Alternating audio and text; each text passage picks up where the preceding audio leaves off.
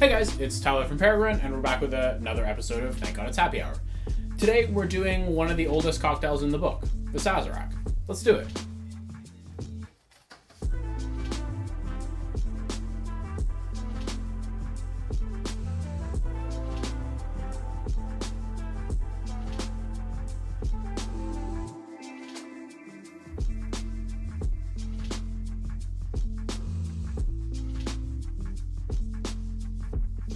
So, there are a few cocktails with a more storied and controversial history than the Sazerac. It was originally made in New Orleans around the 1850s, but that's all we really know for sure. For clarity on the storyline here, we've gone ahead and done up a helpful diagram on our whiteboard in the office, so let's go check that guy out. So, the story that most people know starts with the Sazerac bar. So this was a bar in New Orleans that had a branded cognac that it was making, which also was the Sazerac de Forge Fils, which will come up later, and they wanted to make a cocktail to sell and promote this drink, so the Sazerac was born. This was going very well for a while, but as you can see, there was a grape shortage in France caused by phylloxera, which led to a shortage of cognac grapes, which caused the original makers of the cocktail to switch to rye. And they were making this cocktail with rye for a little bit there. And some people, according to the legend, so much preferred the flavor of rye that they said that the recipe with cognac was just a hoax to try to promote the Sazerac brand cognac, and that the original recipe could only have been made with rye because it was just that much better. Another source was the Sazerac Coffee House, which then became the Sazerac. And over the course of this entire thing, separate from this man, cognac, to help the bitters go down, and he was serving them with egg cups. At a certain point, absinthe was banned.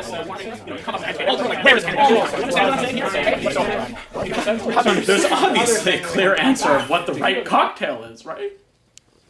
Right? Release me, please! Please!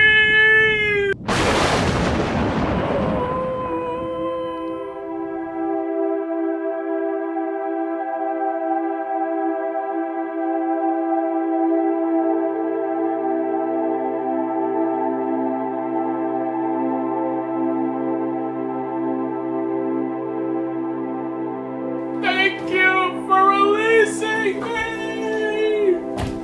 Oh. So, in short, as we all learned, if it's good, it's good. And as we all know, there's no real way to be sure for certain whether the Sazerac is made with cognac or rye, so we're just going to do it with both, and we'll compare, and I will tell you personally which one's better. How about that? This cocktail is a pretty easy one to put together. The first thing that we're going to do is actually grab the glass that the cocktail is going to be served in, and absinthe. This is a cocktail that gets an absinthe rinse. So we can actually do this with both of the glasses we're going to end up using. So the absinthe rinse, you want to add about 1/4 ounce of absinthe and swirl it around in the glass sort of to coat the inside. And then you're going to want to add ice to the glass to chill the glass.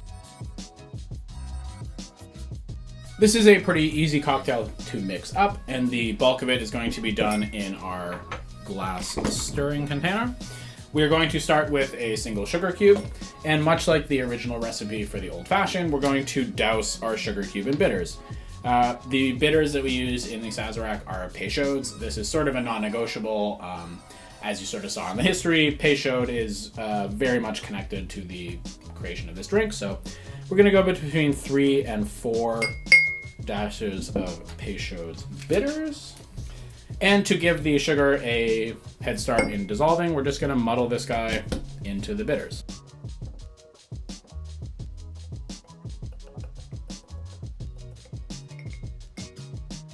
Basically, the goal there is to just break up the sugar and allow it to sort of get a head start with dissolving. We're going to do the cognac variety first. So I'm going to pour out about, 1.5 ounces of our cognac. And pour that guy in there. And all that's left now is to stir this guy up with some ice. Maybe a little more than that. Let's stir this guy up.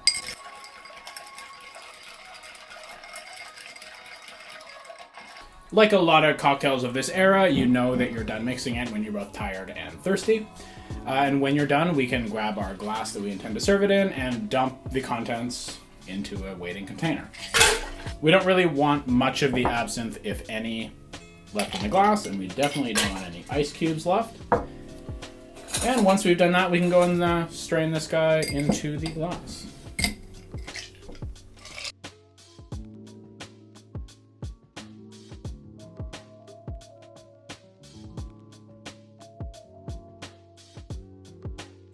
Some bars, when you order a Sazerac, will give you a nice big fat cube in the glass to sort of fill it up and make it look a little bit more full and appealing, but traditionally this is the way that a Sazerac would have been served, especially in a rocks glass with quite a good amount of head on the glass. Should we wait and do like a double fist side by side? I'm going to set this cocktail aside as we mix up our other variation, and it should stay chilled for the minute or so that it takes to do the rye version. So let's go ahead and do this one more time. So, like we did before, sugar cube in, grab some Peychaud's, 1, 2, 3, and 4 dashes. We can grab our muddler, give it a quick mix, and then we'll grab our rye. For this one, we're using Lot 40. It is a Canadian rye. This Sazerac was also made with American ryes in the past, but we find that Canadian is also a very good option for this. And same as before, 1.5 ounces of our rye. And we'll stir this guy up with some ice.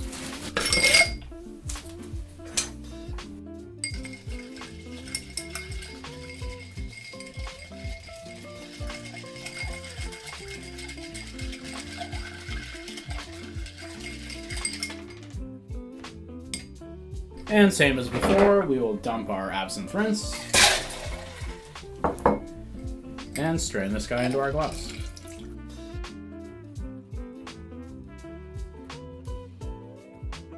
And there we go. As you can see, the both versions of the Sazerac Cognac on your right, rye on your left, look very much similar. The rye might be a little bit lighter, but for all intents and purposes, the appearance is the same. So the rye, right off the nose, you get a little bit of bitters, a little bit of rye, but it's certainly very tamed down by I think the fact that it's quite cold, and B, it's also quite a simple drink. It's really just bitters with the absinthe and the rye. I would say Cognac has even less of a nose, but I find that in general, rye sort of has a more defined aroma than I find most Cognacs and brandies do. For flavor, I'm going to start with the Cognac because I anticipate it's going to be fairly mild.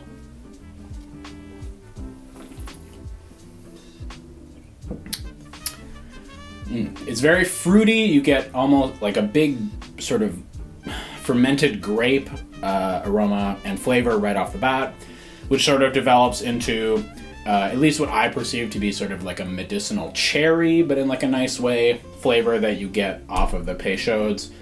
The absinthe really plays a very supporting role. I feel like in a lot of cocktails, absinthe really takes the driver's seat and sort of controls the flavor of the entire drink, but in this circumstance, the anise blends with the bitters in a very pleasant way, and really both are there to support this fruity sort of cognac flavor. It's nice. It's better cold, I would say. I've had some warm Sazeracs that maybe have sat on the bar for a minute before they made their way to me. This is a drink that's much better cold.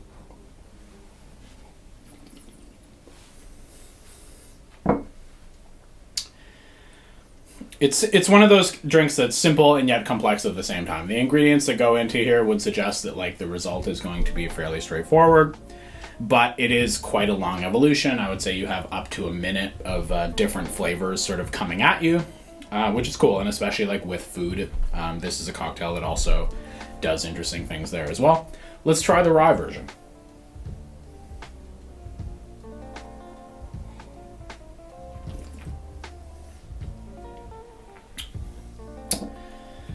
So very similar. First thing, I would say that the rye has more of a spice component, whereas Cognac has more of a fruit component. These are both sort of in the context of what I would say are like the fruitcake sort of spectrum of the sort of flavor, or the fruitcake side of the sort of flavor spectrum, where on the fruity side it's very much like cooked fruit, deep flavors, developed sugar, all of that sort of thing you might associate with sort of pies and baked goods and jam and that sort of thing. Whereas on the spice side, you get, again, those sort of similar cakes and pies and baked goods, sort of warm spice, which is interesting because I feel like both spirits, while they are quite different, are supported in a similar way by the other ingredients, which is kind of cool. And now it sort of comes down to me to sort of say which one I prefer. And it sort of depends on what you're looking for. Like, while these are quite similar cocktails, I would say that if I had to place them like in a, over the course of a meal, for example, I would have the rye before dinner and the cognac after. I feel like the rye is a nice way to wake up your taste buds. It's like an amuse-bouche sort of thing. It has more spice, I would say more flavor, more aroma. It's a little bit more dynamic. Whereas the cognac really strikes me as sort of the classic cocktail where it's like super smooth. You have that sort of developed fruit sugar kind of vibe going on. And it's very much like a comforting sort of cocktail, which, again, would go perfect, after a nice meal.